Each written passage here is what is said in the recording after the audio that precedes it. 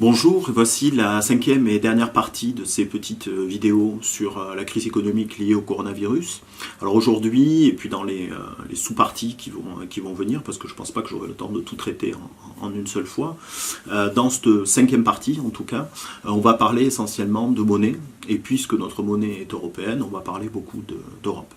Alors on a vu dans la dernière partie que toutes les pertes liées à cette crise du coronavirus et tous les risques qui étaient liés venaient se concentrer en fait sur l'État par l'intermédiaire de l'augmentation des déficits publics. L'État prend en charge, joue un rôle d'assureur, on l'a vu, d'assureur en dernier ressort de toute l'activité économique et prend en charge tous les coûts qui sont à l'origine portés par tous les acteurs économiques privés.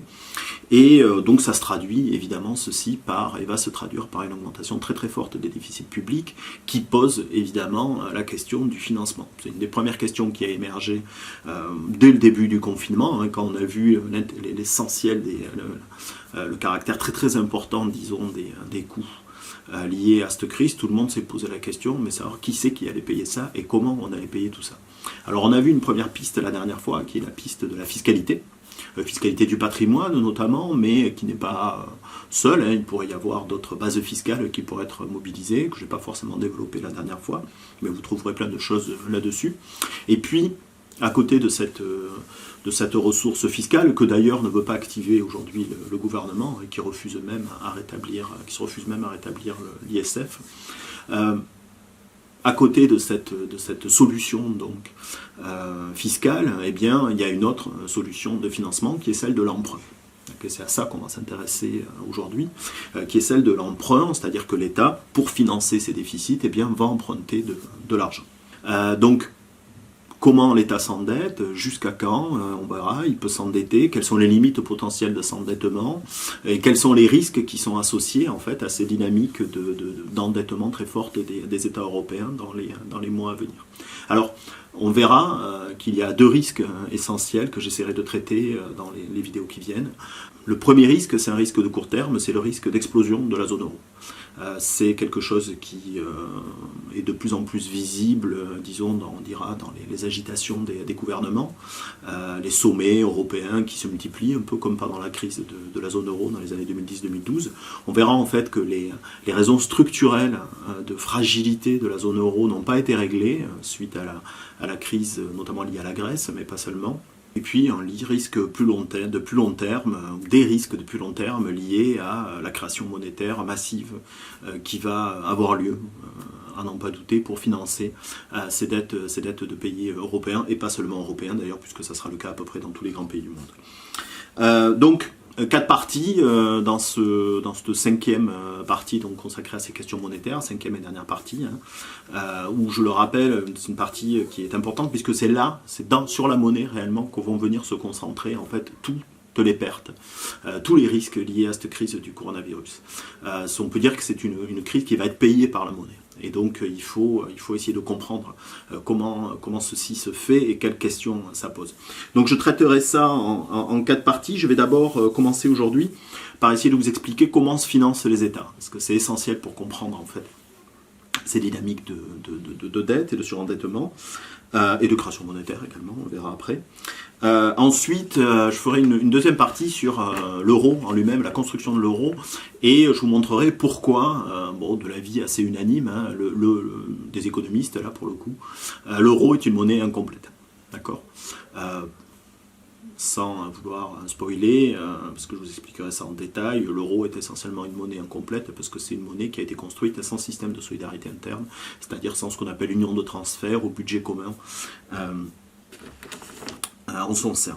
Donc on verra ça, on verra en troisième partie, on reviendra sur la crise de la zone euro des années 2010, on a surtout parlé de la Grèce, mais c'est une crise qui a aussi touché l'Espagne, de façon un petit peu moins forte, mais que l'Irlande, par exemple, ou le Portugal. De façon un peu moins forte, la crise en Espagne a été très forte, mais disons que les conséquences, en termes notamment de politique d'austérité, ont été un peu moins fortes en Espagne qu'en Irlande ou au Portugal, mais je reviendrai sur tout ça en détail. Et puis, dernière partie, on regardera c'est ce que je vous disais, ces risques à long terme liés à la création monétaire. On verra comment en fait on peut réellement payer cette crise aujourd'hui, on verra par quel mécanisme ça peut être payé, on verra que ça va être payé par la création monétaire, on parlera d'annulation de la dette des États, de monétisation de la dette, de monnaie hélicoptère, de toutes ces choses dont vous avez peut-être entendu parler ces dernières semaines, que j'essaierai de clarifier. En tout cas, j'essaierai, sans de donner de réponse sur comment il faut financer cette crise, j'essaierai de prendre les différentes solutions qui ont été proposées récemment et de voir un petit peu comment on peut les analyser, comment on peut les regarder. Donc, commençons aujourd'hui par une partie donc, qui est peut-être un peu la plus technique de toutes. Je vais essayer de faire ça de façon la plus simple possible, mais parce que voilà, c'est quelque chose qui me paraît essentiel, qui consiste à vous expliquer voilà, comment se financent les États, ce qui passe par en fait la compréhension ce qu'on appelle des marchés obligataires. Pourquoi s'intéresser à ça? Pourquoi s'intéresser au financement des États? Parce que le risque essentiel que nous allons voir que nous allons avoir dans les semaines ou les mois à venir, c'est un risque de défaut d'un État européen. On pense surtout à l'Italie, mais ça peut venir aussi de l'Espagne, pourquoi pas de la France, ça paraît plus improbable, mais en tout cas l'Italie est aujourd'hui certainement en première ligne. Un risque de défaut, c'est quoi? C'est une situation où un État ne peut plus avoir accès à des financements, d'accord, ne peut plus se refinancer. Et si un État arrive à un moment où il ne peut plus se refinancer, c'est-à-dire où il ne peut plus réemprunter, eh bien il ne peut pas rembourser les dettes qui arrivent à échéance passée, et dans ce cas-là, on dit qu'il est en défaut, qu'il fait défaut, c'est-à-dire il fait défaut de paiement. Alors la conséquence de défaut de paiement, évidemment, les conséquences sont très fortes. Les premières, de façon générale, c'est que quand un État fait défaut, eh bien, il y a des perdants, évidemment. Quand quelqu'un ne rembourse pas la dette, il y a nécessairement un perdant. Ici, le perdant, c'est qui? On va le voir, c'est les banques, puisque les États empruntent auprès des banques. Donc ça, je vais vous expliquer ça tout à l'heure. Donc, en cas de défaut d'un grand État européen, comme l'Italie, par exemple, on aurait immédiatement une crise bancaire très importante parce que des banques, et des banques importantes, perdraient beaucoup d'argent et potentiellement seraient mises au tapis par un défaut aussi important. Et puis, il y a un second risque qui est lié et qui va avec le premier, c'est-à-dire qu'en cas de défaut d'un pays comme l'Italie, eh bien, on aurait une dislocation quasi concomitante, disons, de la zone euro. Pourquoi? Parce qu'un État qui ferait défaut sortirait de suite de la zone euro pour retrouver en fait sa capacité monétaire, pour retrouver sa capacité à imprimer de la monnaie, à ce que sa banque centrale prête à l'État, et l'euro ne se relèverait pas d'une sortie d'un pays, encore plus si c'est l'Italie, un des pays fondateurs de l'Union européenne. Et donc ça serait nécessairement, très probablement en tout cas, la fin de la monnaie unique. Alors c'est le risque principal que nous avons face à nous, lié à l'euro. Alors j'y reviendrai plus tard. On peut souhaiter une sortie de la zone euro. Il y a plein de bonnes raisons, on les verra surtout dans la deuxième partie, de considérer que cette monnaie est mal conçue, qu'elle est mal adaptée en plus à nos économies, et qu'il vaut mieux en sortir. Alors, le scénario, par contre, d'une sortie par l'intermédiaire d'un défaut d'un État, etc., c'est certainement le scénario le plus chaotique qu'on puisse imaginer, le moins contrôlé, disons, et qui n'est pas le plus souhaitable. Mais bon, tout ceci est à discuter également. Alors, comment apprécier finalement ce risque de défaut? Eh bien là, je vais vous inviter à vous montrer comment on peut faire très rapidement, comment on peut voir l'état du risque, en fait, et que je vous expliquerai après ce qu'il y a derrière, l'état du risque de défaut d'un pays comme l'Italie. C'est ce qu'on appelle, donc, on va regarder ce qu'on appelle ces taux d'intérêt, ce taux d'intérêt de la dette publique, on appelle ça des taux souverains. Et donc, on peut trouver ça sur Internet aujourd'hui, ces taux, on peut les trouver sur n'importe quel site. Et donc, on va faire un petit essai ici. Donc, on va sur un moteur de recherche et on tape sur son moteur de recherche taux souverain Italie. Alors, vous pouvez taper taux souverain Espagne, France, selon ceux que vous voulez. Voilà, ensuite on sélectionne le premier site qui nous affiche ces taux. Et là, qu'est-ce qu'on va avoir? On va avoir eh bien, une liste de taux d'intérêt. Ce sont tous les taux auxquels emprunte l'Italie à différentes échéances. Et donc on va prendre l'emprunt à 10 ans, puisque c'est un petit peu la référence, disons, sur les marchés, celle qu'on regarde. Donc on prend les emprunts à 10 ans, on va regarder leur évolution ces dernières années, et on va sélectionner une période temporelle pour observer en fait l'évolution de ces taux. Et là j'ai pris 10 ans également, c'est-à-dire comment ont évolué ces taux ces 10 dernières années. Donc voilà, on a la perspective ici, on peut agrandir, voilà. Et là, on a donc les taux sur les taux italiens, les taux auxquels a emprunté l'État italien lorsqu'il faisait des emprunts à 10 ans, ces 10 dernières années. D'accord? Donc, on peut voir, voilà, si avec le curseur, on peut suivre. On voit ici qu'on a un taux eh bien, qui est au-dessus de 7%. Là, on est au plus haut de la crise de la zone euro, avec un pic qui apparaît, une redescente, un pic qui apparaît un peu plus tard. Voilà, ici. Là, on verra qu'à ce moment-là, il y a une intervention de la Banque centrale très forte de Mario Draghi qui explique la redescente des taux. C'est un chiffre que je vous donne là, on en reparlera, mais on estime en fait qu'en gros, au-dessus du taux là, le plus haut de l'Italie, au-dessus de 7%, un État est en situation de défaut, c'est-à-dire qu'il ne peut plus emprunter. Donc on voit sur ce graphique en fait à quel point la zone euro est passée au bord du précipice au début des années 2010. Donc on voit voilà, que ces taux ont diminué très fortement au cours des années. Et puis, si on arrive dans une période un peu plus récente, là on voit le pic, c'est celui de problèmes politiques, disons, en Italie ces dernières années. Et puis, là, à la fin, on a en fait les petits pics qu'on voit, c'est les remontées de taux liées à la crise du coronavirus. Donc on voit que ces taux d'intérêt sont liés très étroitement aux événements politiques, aux événements économiques, évidemment, et donc je vais essayer de vous expliquer comment. Alors, donc comment se financent les États européens? Alors, il y a différentes façons pour les États de se financer dans le monde, d'accord? Les États européens ont une façon particulière, disons, qui ressemble à ce que font beaucoup d'autres, mais la particularité, c'est que ils se financent essentiellement sur les marchés financiers, en fait, par l'intermédiaire des banques. D'accord? Donc ça, c'est la première chose importante à comprendre, c'est-à-dire que ce sont les banques, aujourd'hui, qui financent les États. Ça n'a pas toujours été le cas, particulièrement en France, où il y avait un mode de financement de l'État qui a été construit après la Deuxième Guerre mondiale, qui s'appelait le circuit du trésor. Alors il y a une thèse en sociologie qui a été publiée par Benjamin Lemoine sur ce sujet-là et qui explique comment en fait l'État français a mis fin à ce mode de financement particulier qui était le circuit de trésor, qui était appuyé sur les établissements publics, bancaires ou financiers ou parapublics, ou voire sur une obligation des banques à prêter une partie de leur argent à l'État. En tout cas, il y avait un système qui permettait en fait à l'État de ne pas avoir accès, de ne pas avoir à se financer sur les marchés et à avoir accès finalement à de l'argent bon marché, voire gratuit en fait pour financer son activité. Ce système a été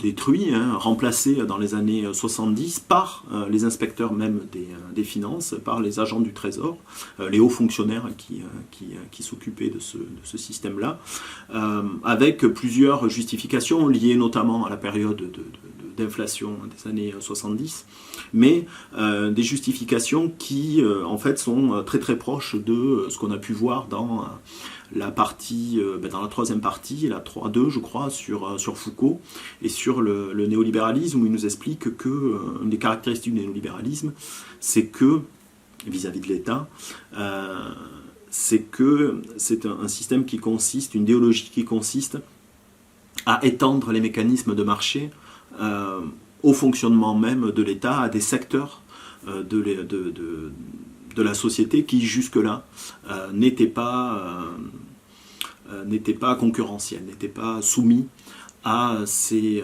modes de régulation de marché, des modes de régulation concurrentielle.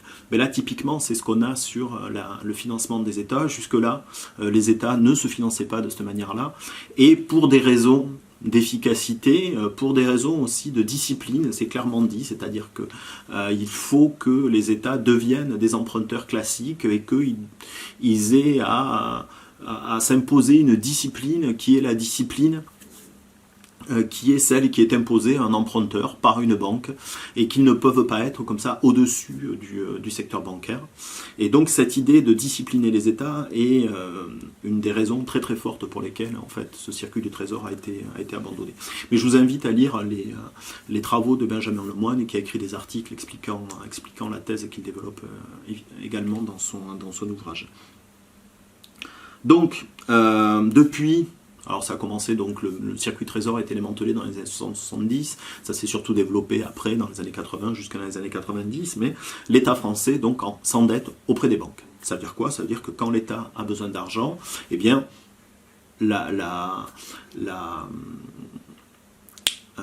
comment ça s'appelle? L'agence du Trésor qui est chargée de ces emprunts appelle, voilà, quand l'État a besoin d'argent, joint les banques qui prêtent de l'argent à l'État et leur propose donc de prêter de l'argent. Alors en réalité, alors ça se passe pas de façon si simple, mais c'est un peu ça parce qu'il y a une vingtaine, on va dire, de grandes banques qu'on appelle des primary dealers, on pourrait dire des fournisseurs de proximité, c'est un terme anglo-saxon, un terme américain, qui sont ces banques qui fournissent en priorité l'argent aux États qui en ont besoin, à l'État français quand il en a besoin. Donc l'État français a ses fournisseurs, ses primary dealers, l'État anglais a les siens, l'État américain, etc. Mais finalement, on retrouve à l'intérieur eh bien, ces banques systémiques dont dont je vous ai parlé dans la troisième partie, à partir des travaux notamment de François Morin, autour de l'oligopole bancaire. Eh bien, en fait, ce que montrait François Morin, c'est que ces banques avaient une position oligopolistique sur tous les marchés, y compris sur les marchés de dette des États, le marché obligataire. Ces banques aussi ont une position d'oligopole, puisque ce sont elles qui, en priorité, prêtent l'argent aux États. Alors, donc voilà, quand l'État français a besoin, il appelle, donc son agence du Trésor va appeler la BNP, le Crédit Agricole, toutes ces grandes banques, notamment françaises, pour leur proposer d'acheter des titres, d'accord, qui sont des obligations,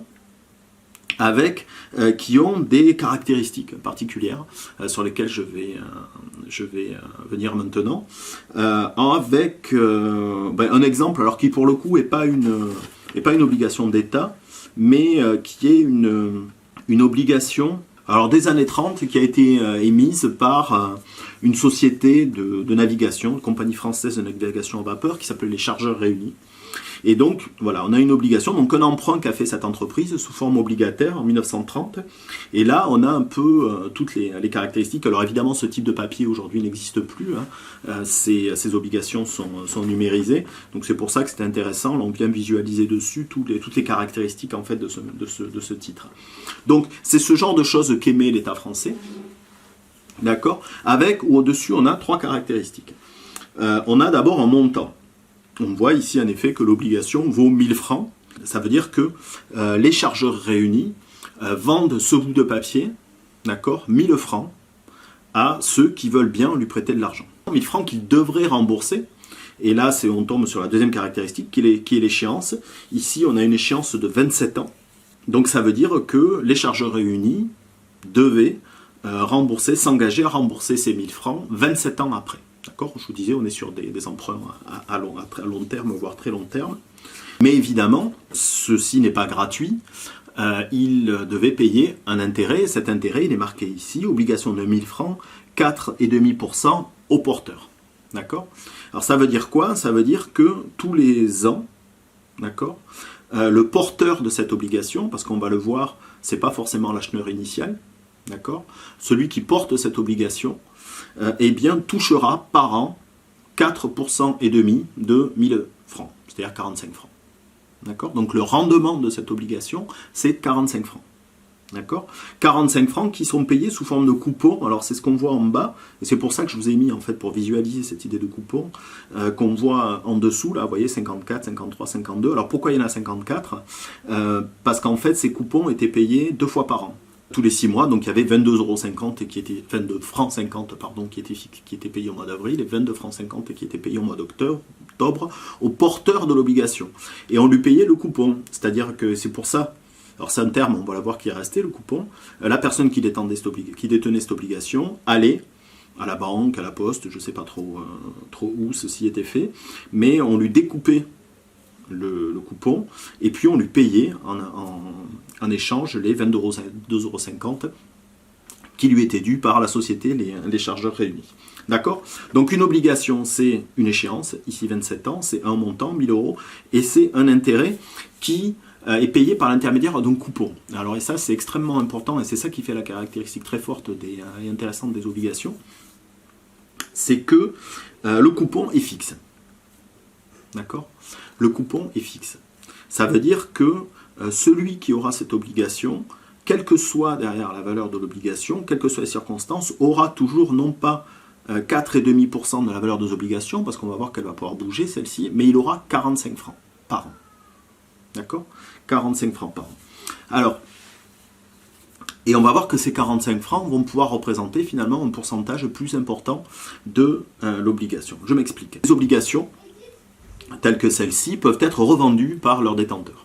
D'accord? C'est-à-dire que quand quelqu'un a acheté comme ça une obligation à l'État, c'est-à-dire quand il a prêté 1000 francs ici à l'État, il a tout à fait la possibilité, dès le lendemain, de revendre son obligation sur le marché, ce qu'on appelle le marché obligataire, s'il trouve évidemment quelqu'un pour l'acheter, et ceci va provoquer en fait une augmentation ou une baisse du cours des obligations. D'accord? Si ce type d'obligation des chargeurs réunis est très recherché, beaucoup de gens vont vouloir en acheter, et si beaucoup de gens veulent en acheter, alors le prix de l'obligation va augmenter. Il ne va plus être de 1000, mais peut-être de 1100, 1200, et si vraiment la demande est très très forte, ça peut, admettons, monter jusqu'à 2000 francs. D'accord? À l'inverse, si tout le monde veut se débarrasser de ces obligations, si personne n'en veut, que tout le monde les vend, le prix va s'effondrer. D'accord? Donc il peut s'effondrer à 900, 800, admettons qu'il s'effondre jusqu'à 500 francs. Pourquoi les gens qui détiennent ces obligations pourraient vouloir les vendre? Eh bien, par exemple, s'ils ont peur que les chargeurs réunis fassent faillite, eh bien, ils préféreront vendre leur obligation 500 francs aujourd'hui que de ne pas être remboursés du tout des 1000 francs qu'ils ont prêtés lorsque l'obligation a été émise. D'accord? Donc ces titres obligataires, ils sont revendus en fait, ils sont échangés sur ce qu'on appelle un marché secondaire. Alors si je résume et que je reviens aux États, ça marche, le marché obligataire est le même, enfin marche de la même manière pour les États ou pour les entreprises, mais vous avez un marché primaire, d'accord, c'est le marché du neuf en fait, et un marché secondaire avec le marché de l'occasion. Sur ce marché primaire, revenons aux États, les États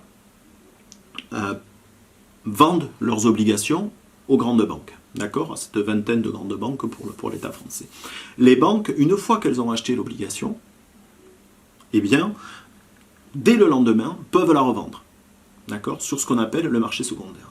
Et sur ce marché secondaire, eh bien, on a des mécanismes de marché, c'est-à-dire avec une augmentation ou une baisse des cours.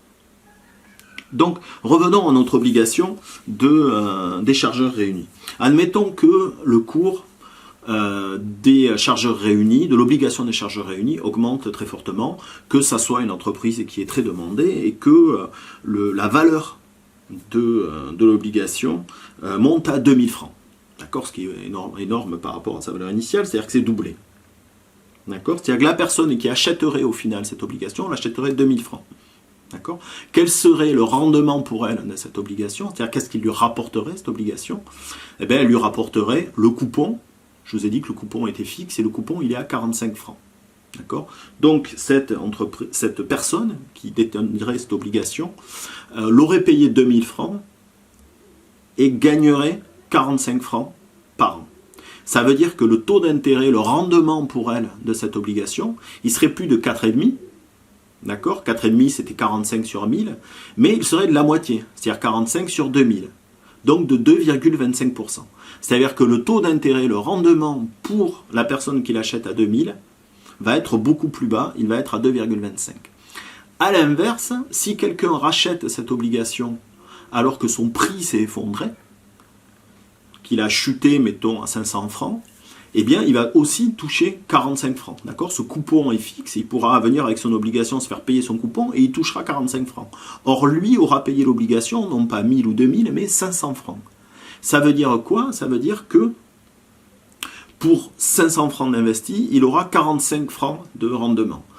C'est le double en fait du rendement initial. On n'est plus à 4,5, on est à 9%. D'accord ? Donc la personne qui rachète ce titre, on le voit à 500 francs, racheter une obligation à 500 francs alors que son coût initial était de 1000 francs, ça veut dire qu'il y a beaucoup de risques. D'accord ? Ça veut dire que beaucoup de gens craignent la faillite de cette banque, de cette société, les charges réunies ici, et que donc, ils se débarrassent des obligations. Si vous la rachetez à 500 francs, vous prenez un risque fort, mais ça veut dire que le rendement aussi va être très élevé. Ici, en l'occurrence, 9%. Et évidemment, si la valeur du titre est encore divisée par 2, eh bien, on va avoir un rendement qui va être multiplié par 2. On passerait à 18% si la valeur du titre tombait à 250 euros. D'accord ? Alors, qu'est-ce qu'on voit et qui est quelque chose d'extrêmement important c'est ça qu'il faut retenir en fait sur le marché obligataire et qui est la partie technique, là on a terminé, c'est que quand la valeur d'une obligation augmente sur les marchés, son taux d'intérêt diminue, son rendement diminue. D'accord ? Quand l'obligation est pareille de 1000 à 2000 francs, le rendement associé de 45 francs, le rendement relatif associé diminue. D'accord ? Il est passé de 4,5 à 2,25. Au contraire, quand la valeur d'une obligation chute, son rendement associé augmente. D'accord ? Donc il y a une relation inverse entre la valeur d'une obligation et son rendement. Alors, revenons aux États. Donc on a ce principe-là pour les États. Et cette relation inverse là, entre la valeur du titre de l'obligation et le rendement a une importance cruciale pour le coût du financement des États parce que ce taux qui va apparaître sur les marchés secondaires, d'accord, le taux d'intérêt, le taux de rendement finalement auquel s'échangent les titres sur le marché secondaire entre acteurs privés, entre banques, voilà pour les États, c'est essentiellement des banques qui peuvent se permettre d'acheter les titres des États. Ces taux-là, ils vont déterminer en fait le taux auquel les États peuvent réellement emprunter. Pourquoi ? Si sur les marchés secondaires, la dette italienne, revenons à la dette italienne, s'échange, et le taux sur le marché secondaire, c'est ce que je vous ai montré tout à l'heure. D'accord ? C'est cette courbe bleue qu'on a vue tout à l'heure. Si sur ces marchés, les banques peuvent acheter de la dette italienne, puisque c'est de ça dont il est question, qui rapporte 3%. D'accord ? Eh bien, ils ne vont pas accepter de prêter à l'État italien, d'accord, pour moins de 3%, tout simplement.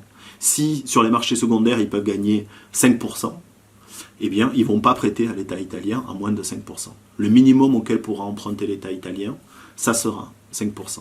Donc on voit que quand les taux d'intérêt sur ces marchés, ces taux d'intérêt de marché, d'accord, augmentent, eh bien, ça devient de plus en plus difficile pour les États de se financer. D'accord ?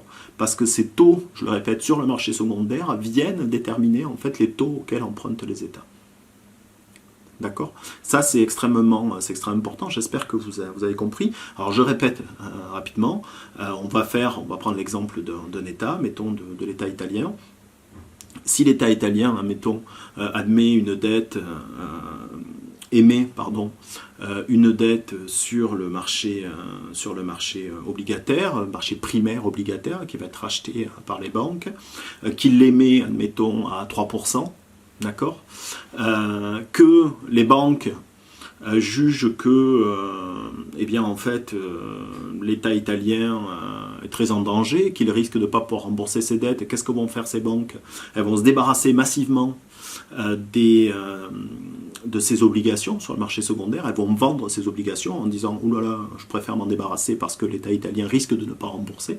Si elles vendent massivement ces obligations, eh bien, le cours des obligations italiennes d'accord, des bons du trésor italien, on dit ça, c'est aussi le terme, va s'effondrer. Si le cours s'effondre, on l'a vu, il y a une relation inverse, le taux d'intérêt qui va être associé au cours, à l'obligation, va lui s'envoler, d'accord, et l'État italien va avoir de plus en plus de difficultés à se financer. D'accord. Ça veut dire que dans une situation de crise, en fait, si les banques, si sur le marché secondaire, les banques ont un doute sur la capacité des États à faire face à leur financement, eh bien, les taux d'intérêt de ces États s'envolent et potentiellement, le risque est réalisé puisque les États ne peuvent plus derrière se financer. Alors concrètement, ça veut dire quoi? Ça veut dire que par cet intermédiaire de financement des États par les marchés financiers, par les banques, eh bien, les taux auxquels empruntent les États sont soumis en fait à ces mécanismes de marché sur les marchés obligataires. D'accord, c'est une des conséquences extrêmement importantes, et c'était l'objectif, ce que je vous ai dit depuis le début, c'est-à-dire que, et on voit ici l'importance du néolibéralisme dans ces configurations-là, c'est-à-dire que l'idée vraiment, c'est que les États et le coût auquel se financent les États soient fixés par des mécanismes de marché qui viennent en réalité discipliner, d'accord, l'État. Il faut que l'État soit mis sous la discipline des mécanismes de marché, en l'occurrence ici des marchés obligataires.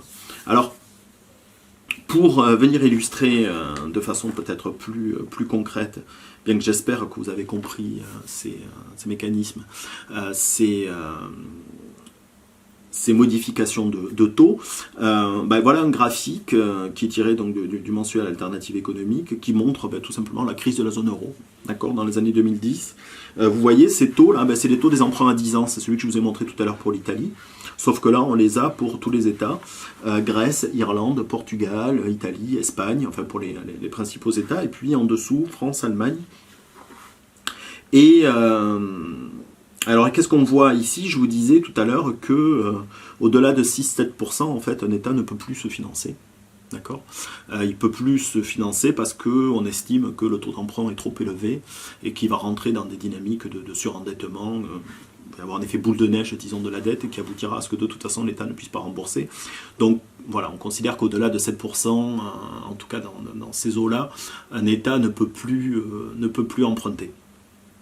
Et qu'est-ce qu'on voit sur ce graphique? Eh bien que ces 7% ont été allègrement franchis par la Grèce dès début 2010, mais très rapidement aussi par l'Irlande, par le Portugal, qui sont les trois grands États, il y a Chypre aussi, mais qui ont donc été en grosse difficulté de financement. Et on voit que l'Italie et l'Espagne ne sont pas passés très loin. On l'a vu tout à l'heure sur la courbe d'Italie qui était montée jusqu'à 7%. Alors pourquoi ces courbes-là sont synonymes de très grosses difficultés, de très gros problèmes, et voire de risques surtout d'explosion de la zone euro. L'euro tel qu'il fonctionne, en fait, il n'y avait pas, jusqu'en 2010 en tout cas, d'autre solution pour un État que le défaut, puisqu'il est interdit dans les traités européens à ce que la Banque centrale prête directement aux États. D'accord ? La BCE n'a pas le droit de prêter de l'argent directement aux États, et il est interdit aussi dans les traités que les États se prêtent de l'argent entre eux, c'est ce qu'on appelle la clause du no bail-out. Donc la Grèce, l'Irlande et le Portugal, là, quand ils se sont retrouvés dans cette situation avec des taux qui explosaient sur les marchés secondaires d'obligations, eh bien ils ont été dans l'impossibilité ils étaient dans l'impossibilité de se financer, et donc ils n'avaient pas d'autre solution en fait que faire défaut.